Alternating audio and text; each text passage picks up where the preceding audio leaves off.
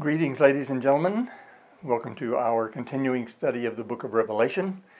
We are breezing right through it. We're only into the 8th week and we're already up to the 2nd chapter.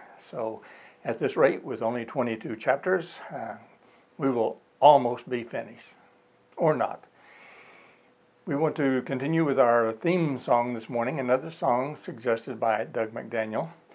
And this song and next Sunday's song are both about the New Jerusalem.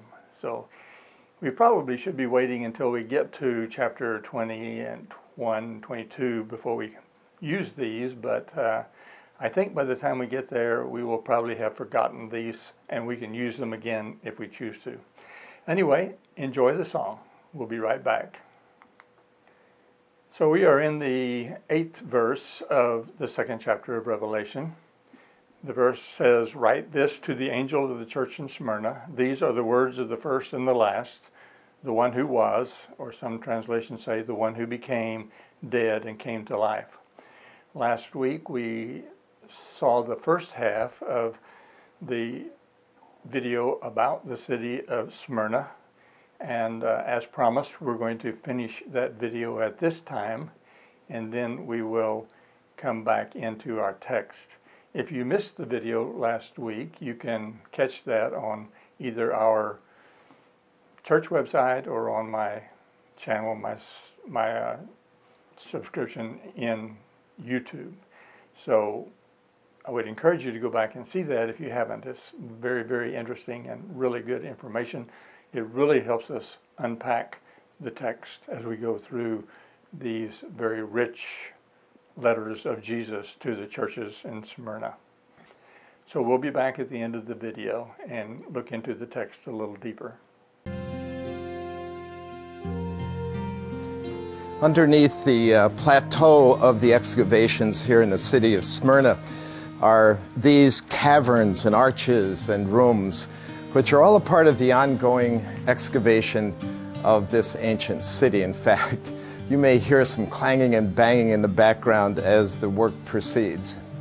But being down here reminds me of the second weight of tribulation that was placed on the early church in this ancient city. As Jesus said, "I know not just your poverty, but that you are slandered by the Jews of the synagogue of Satan." This made life very tough for the early Christians, this slander. It gives whole new meaning to that. "Sticks and stones will break my bones, but names will never hurt me," because these names really hurt the early Christians. The Jews wanted to be distanced from the church. The Jews, interestingly enough, had a cover with the Roman Empire. They had an exemption from claiming that Caesar was Lord, since their one God was the God of Israel. These early Christians threatened that exemption because they were trouble for Rome. So they wanted to kick the Christians out of the synagogue. And in so doing, they slandered their name. So the slander was that these Christians had orgies in their gatherings. They said that at these love feasts, they ate the body of Christ and drank his blood in communion. So the slander was that these early Christians were cannibalistic in their feasts. They called each other brother and sister. So the slander was that they were anti-family. In the structure of Rome, the family was very important, that these were people who did not care about their families, just about each other. Well, it was those kinds of things that caused additional pressure, that marginalized the Christians, that alienated them, that made them a despised subculture.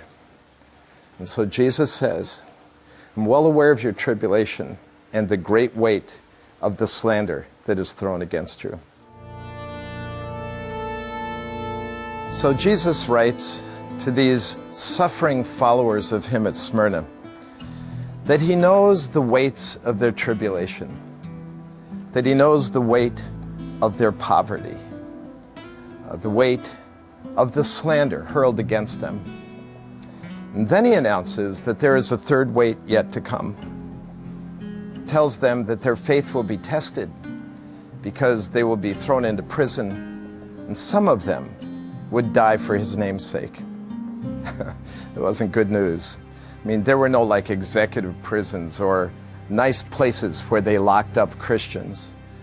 To be imprisoned probably meant that you would be thrown into a rat-infested dungeon full of human excrement, very little light, and certainly not much food. And to die? Well, you'd be thrown to the wild beasts in a public arena while the crowds cheered, or you'd be burned at the stake, or some other horrific way to die. And sure enough, that's exactly what happened to these believers. In fact, some of the famous martyrs of the church were martyred here in Smyrna. The most famous of them was Polycarp, the bishop of the 2nd century church. Polycarp lived long and distributed scriptures. He guarded the church against heresy. He's one of our most famous heroes. He had a dream one night in his older age of his pillow catching fire, and he told his friends the next day that he thought that was God warning him about being burned at the stake for his faith. And sure enough, the proconsul of this area of the Roman Empire sent guards a few days later to get Polycarp and bring him before the proconsul. Polycarp welcomed them in, and he had his servants prepare a meal for them. He said, "Just wait, let me feed you." And he said, "Could I have 1 hour to pray?" And he went apart and prayed for an hour, and in that prayer there was so much energy and passion that the guards heard it, and their hearts became guilty. For why would we extinguish a life in a man like this? But faithful to their duty, they hauled him before the Roman leader. The Roman leader, looking at this old man himself, wonders, how can I put this man to death? And he pleads with Polycarp to deny his faith. And Polycarp made that famous statement. He said, "I have served my master for 86 years. How can I now deny his name?" So the proconsul, in anger, said, "I'm going to throw you to the wild beasts." He said, "You can do whatever you want. I will not deny Jesus Christ." So they stacked up the wood and made a stake to burn Polycarp to death. Normally they would nail people to the stake so they wouldn't move. Polycarp said, "You don't need to do that. Just tie my hands. I will not move." And they lit the fire. Legend has it that a wind came along and literally swept the fire away from Polycarp like a sail full of wind, and he didn't die. And so the guard commanded one to go and stab Polycarp, and indeed they did, and he died there for Jesus Christ, just as Christ predicted would happen. But Jesus added a little note in the letter. He said, "These tribulations will only last for 10 days, which was a metaphor in those days of just a short time. And then he said, after these are over, I have something special for you." See, I think life is a lot like a feature-length film. We freeze frame it in Smyrna with the poverty and the slander, the imprisonment and the death of these Christians. If that's all you have, you're in total despair. Why wouldn't you deny the name of Christ? But there's more. And Jesus Christ is the executive producer. And at the end of the film, there is great reward. And Jesus adds that at the end of the letter. So Jesus is the executive producer of the feature-length film. I don't know what we'd call it, maybe like Suffering in Smyrna. But in each one of these letters, he gives these Christians a sneak preview of what is to come, of the end of the film, the end game. And to the believers at Smyrna, he says, "To those of you who overcome, or to those of you who endure, I will give you a crown of life." That was a very significant statement for people in Smyrna, because the crown was the symbol of the city of Smyrna. Probably taken from the fact that up on the Acropolis overlooking the city were their embattlements, and it was in the shape of a crown. So the crown was on their coins. Crowns in those days were what people got if they won a victory in the games, or At great festivities, everybody would wear a garland of a crown. Crown is what emperors wore. And these Christians had no crowns. They were never involved in the festivities. They never won the games. Certainly, they weren't in the emperor's court. The fact that they never wore crowns was a visible symbol of their disenfranchisement with society. But Jesus said, hang in there, and at the end, I will give you a crown of life. And they did hang in there. For them, it was not game over. For them, it was game on. Here we come. And I think they must have believed what Paul wrote, Paul himself a martyr, when he said, for me to live is Christ, and to die, oh, that will be gain. And so Jesus told them, overcome, and great is your reward in heaven. You know, I guess it would be easy to look at these letters like these were believers living in a far different world 2,000 years ago.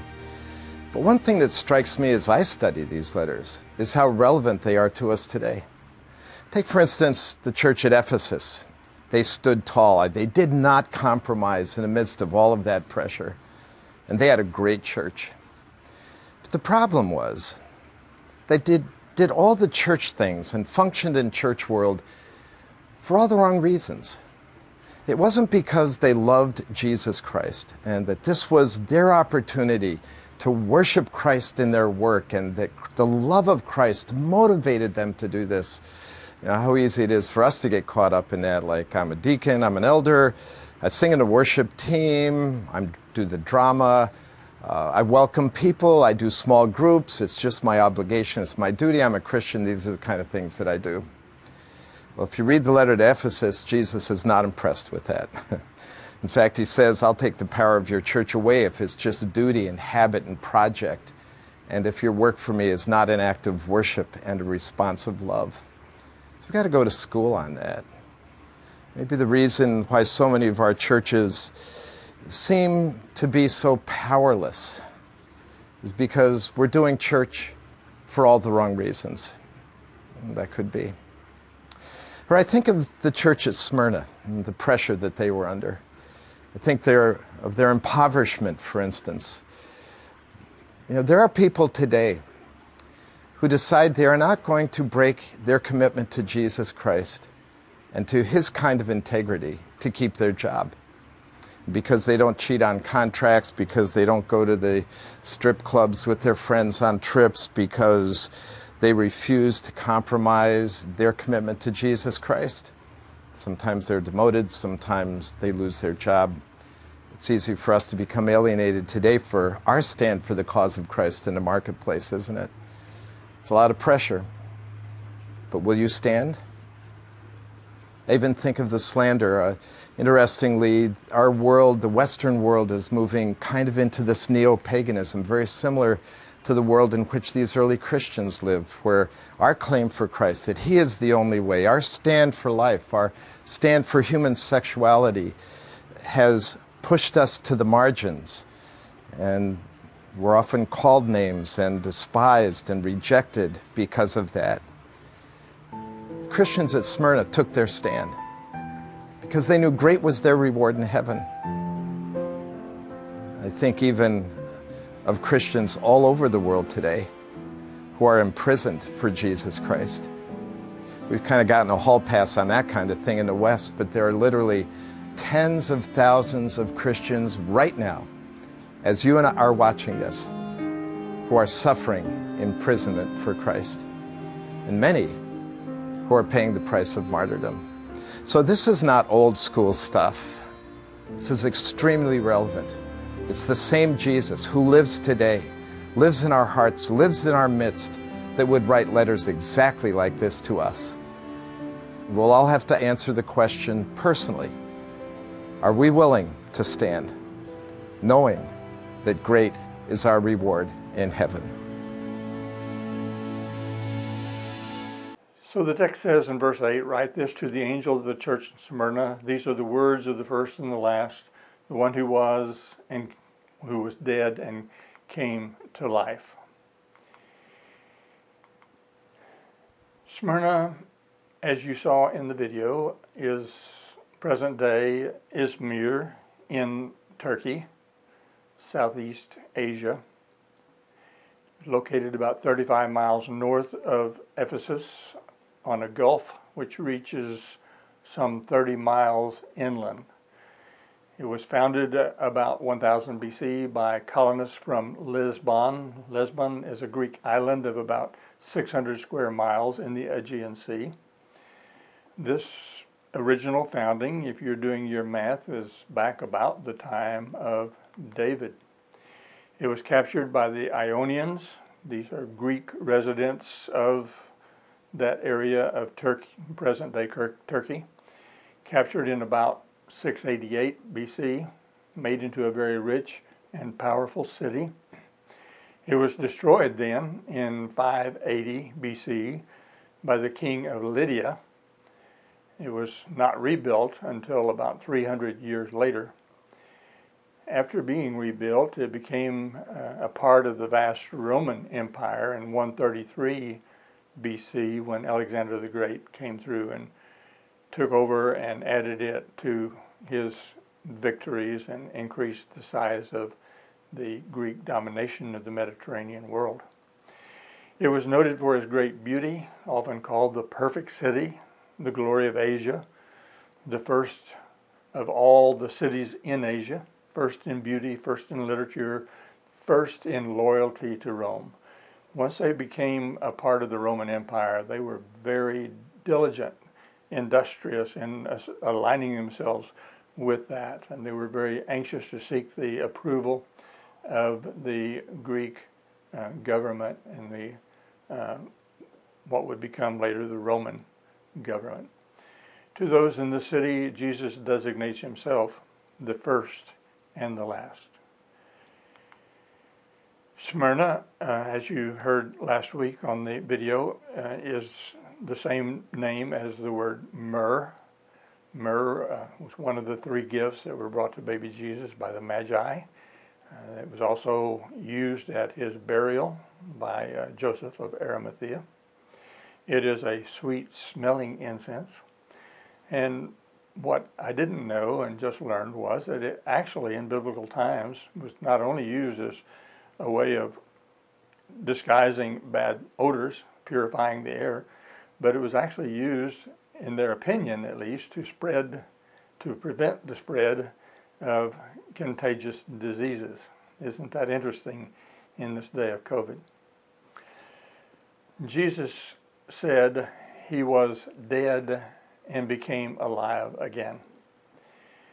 Smyrna had many gods, as we heard last week, but there was one particular god that kind of stood out. He was the god Dionysus, god of intoxicating powers of nature.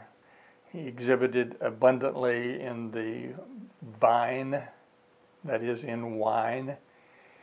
The vineyards were very productive in Smyrna. They actually bore fruit twice a year, so they could make twice as much wine there as we can in the Napa Valley. Dionysus was the god of fruitfulness, vegetation, and of course the god of wine. The rumor about him, the myth about him, was that he died and was resurrected. His death, burial, and resurrection was celebrated annually. It was actually rehearsed periodically all through the year, and then they had this one big annual celebration of his death, burial, and resurrection. The priests who officiated at the ceremony were given crowns to wear. Smyrna was located on Mount Pagus. The buildings encircling the top of Mount Pagus resembled a crown when they were viewed from the city. It came to be known as the Crown of Smyrna. Smyrna was also known as the Crown City. And to them, to the Christians at Smyrna, Jesus said, "Be faithful unto death, and I will give you the crown of life." Caesar worship by the time of the writing of John was a very big thing. Caesar worship was compulsory. Once a year, a citizen must burn a pinch of incense on the altar to the Godhead of Caesar. All any Christian had to do to be left in peace was to burn a pinch of incense and say, "Caesar is Lord." Most of the Christians were not willing to do that. They were willing to suffer the indignities that were a part of their existence because of their refusal. One of the most noted of these Christians was a man named Polycarp. He was a convert of the Apostle John. He was a leader of the ecclesia in Smyrna for many, many years. He is highly regarded, well known, well documented in the literature of the day. He refused to make this sacrifice. As a result, he was burned at the stake during the Olympic Games on Saturday, February 23rd, 155 AD. As he died, he declared, 86 years have I served Christ, and he has never done me wrong. How can I blaspheme my King who saved me?" The legend of that burning at the stake says that the flames of the fire refused to burn his flesh. And finally, one of the guards, under orders, rushed in and put his life out with a sword or a spear. Revelation chapter 2, verse 9 says, "I know your works and poverty, but you are rich. I know the blasphemy of those self-styled Jews. They are nothing of the kind. They are a Satan synagogue." Several of your translations have the word works. I know your works. Actually, that's not in the manuscript. I think it probably was added to make this letter more consistent with the other six. At least 5 of the letters talk about knowing works. 2 of them don't. This one doesn't. The best translation there would be tribulation. Some translations will say, "I know your suffering," or "I know your afflictions," but probably the most accurate word is tribulation. I know your tribulation and poverty. Poverty by the standards of the people of Smyrna, but by my standard, you are rich. The tribulation was from a number of things. It was a matter of them being poor. Poverty was partly because the gospel has always attracted people who are not wealthy in the world's riches, because such people seem to have a more awareness of their need for Jesus. But they were also poor because they would not be allowed to participate in the industries and the activities through which they could gain riches in Smyrna, because of their refusal to be a part of the Smyrna population as far as their worship of the gods was concerned. They were poor from being blasphemed, and particularly by the Jews, and we'll talk some more about what that meant. They were poor from being excluded from society. They were an outcast. They were a set aside, a called out, separate people. They didn't fit in with the in crowd in Smyrna. And they were ultimately in a tribulation because they were tortured and killed, as in the case of Polycarp, and we have no idea how many more in Smyrna who laid down their lives rather than denounce their faith in Jesus and proclaim Caesar to be God. Romans 2 and 28 and 29 says, "A person is not a Jew who is one only outwardly, nor is circumcision merely outward and physical. No, a person is a Jew who is one inwardly, and circumcision is circumcision of the heart by the Spirit, not by the written code, not by the law of Moses." Paul makes a very big deal of this, is that the people who are truly children of Abraham, truly spiritual Israel, spiritual Judaism, are those people who accept Jesus as their long-awaited and prophesied Messiah. So Judaism has ceased to be, in Paul's vision, a matter of the flesh. It's a matter of the spirit. And here are these Jews by flesh in Smyrna, some of them Christians insofar as being a part of the Christian community and accepting Jesus as the Messiah, who are causing great problems for the sacred community there, just as they had caused great problems for Paul everywhere that he went to establish a church in the Mediterranean world where the Jews of the diaspora were.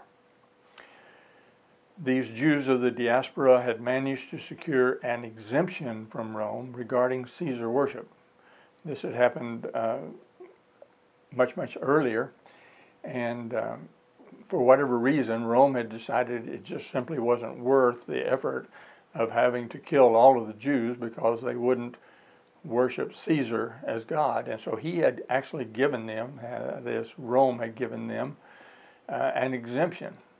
Well, Rome considered Christians to be a sect of Judaism. To them, there was no distinction. They were just a different branch of Judaism. So, as long as they believed that and accepted that, the Christians were allowed to participate in the exemption from Caesar worship. But the Jews in Smyrna and many other places would not allow the Christians to have that benefit. They would inform on the Christians to the authorities. They would inform that the Christians were not a part of Judaism and therefore not eligible for that exemption. And then they would also just cause outbreaks of violence, which Rome, of course, would not allow and would come in and quelch at the Christians' cost.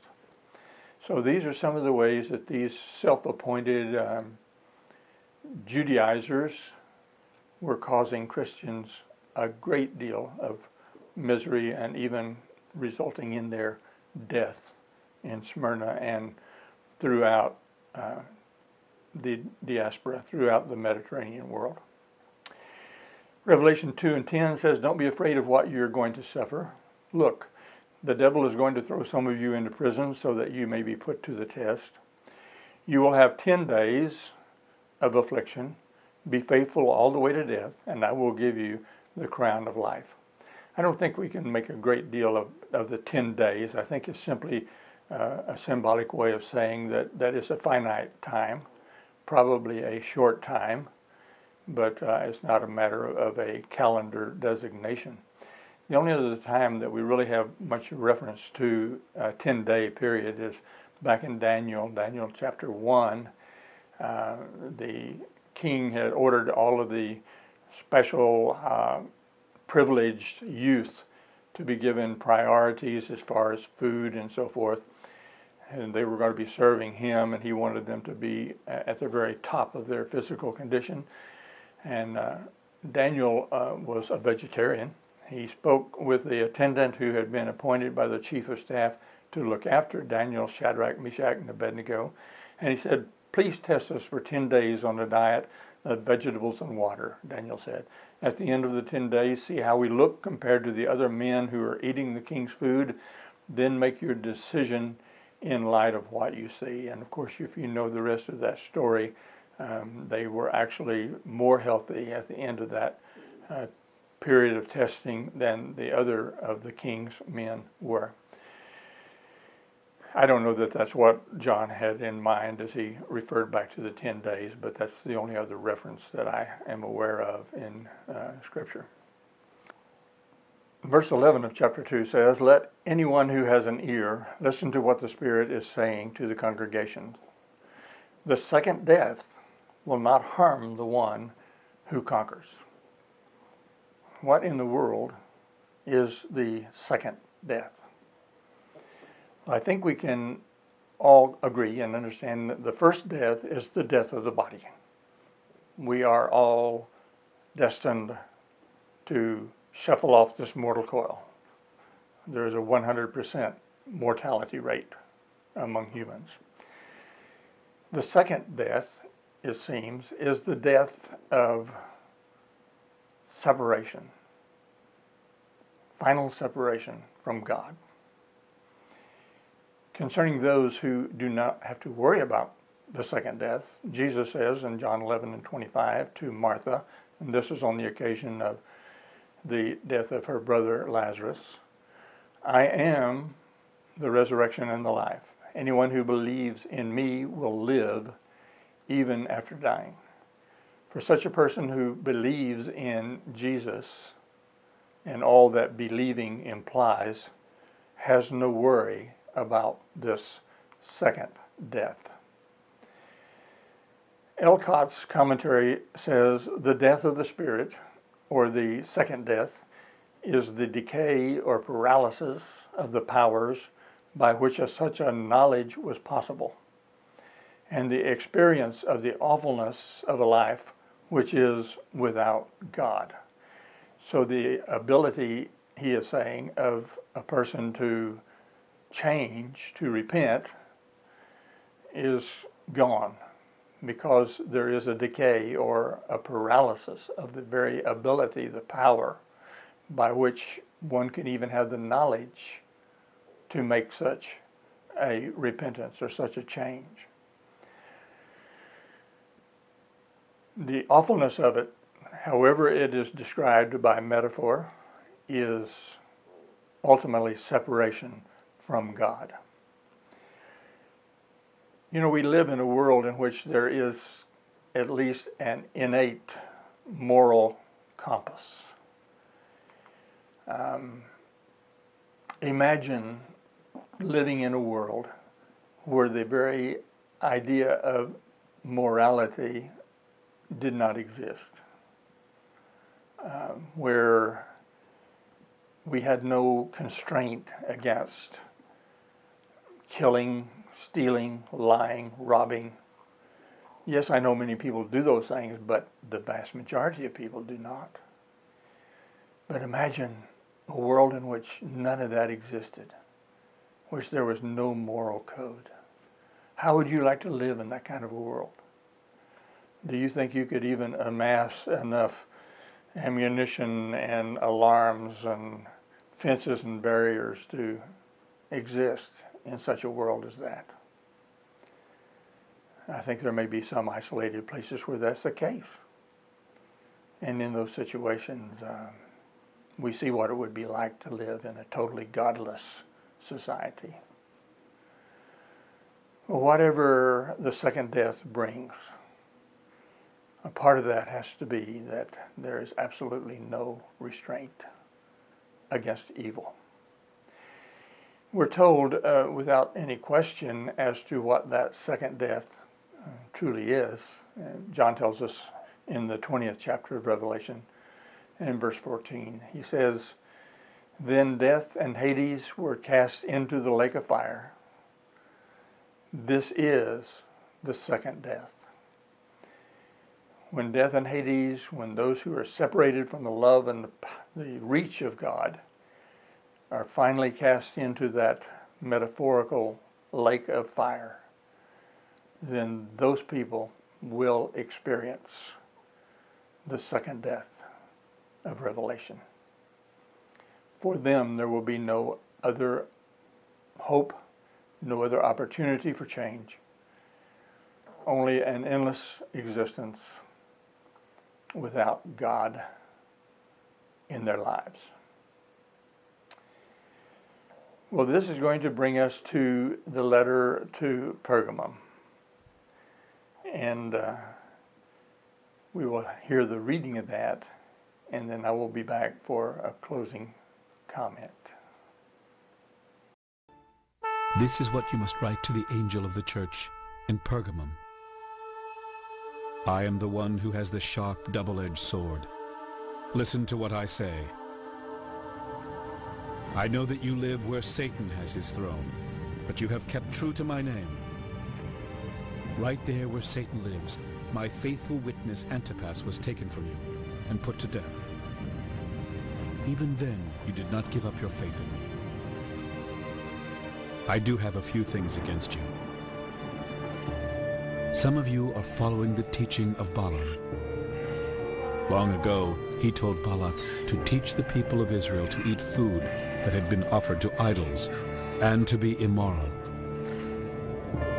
Now some of you are following the teaching of the Nicolaitans. Turn back. If you don't, I will come quickly and fight against these people. My words will cut like a sword. If you have ears, listen to what the Spirit says to the churches. To everyone who wins the victory, I will give some of the hidden food. I will also give each one a white stone with a new name written on it. No one will know that name except the one who is given the stone. Well, thank you so much for being with us today, and we will begin next week with a look at the video of Pergamum, and there's some really, really interesting things about that city that are revealed by John and that are revealed by our knowledge of the history of that particular geographic location. We look forward to opening that up and unpacking it with you next week, Lord willing. In the meantime, please have a wonderful, God-blessed week.